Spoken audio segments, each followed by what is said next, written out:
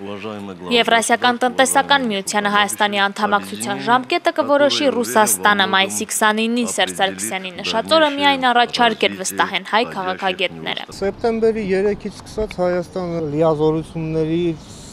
ինքը կամավոր զրկել է իրեն, թողնելով դա արդեն միմիայն Ռուսաստանի հայեցողության։ 100%-ով որոշում է Ռուսաստան, ուղղակի Ռուսաստանը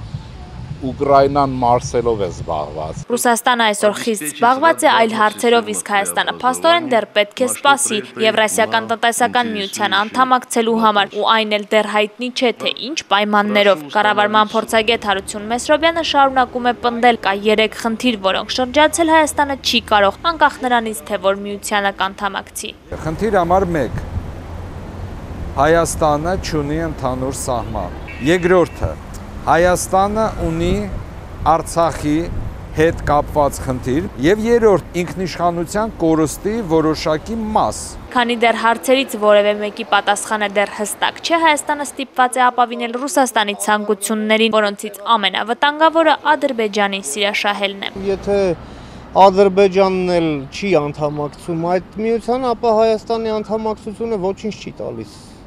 Ռուսաստանին, այլ բացի ավելորդ գլխացավանքից։ Քաղաքագետները այս պահին հավանական չեն համարում Եվրասիական տնտեսական միությանը Ադրբեջանի անդամակցությունը այն պարզ պատճառով, որ այդ երկիրը նման ցանկություն էլ չունի, քանի որ խանգարող հանգամանքներ կան։ Ես օրինակ գուցե եւ կողմ կլնեի, որ Ադրբեջանը ուրեմն Եվրասիական միության կողմ դրեֆ աներ, թող խելագարվեր այդքան Ալիև Ես կագեբեշնիկի տեղ եմ։ Դա եթե դա փորձ արեց, վստահ եղեք, որ արևմուտքից կստանա այն,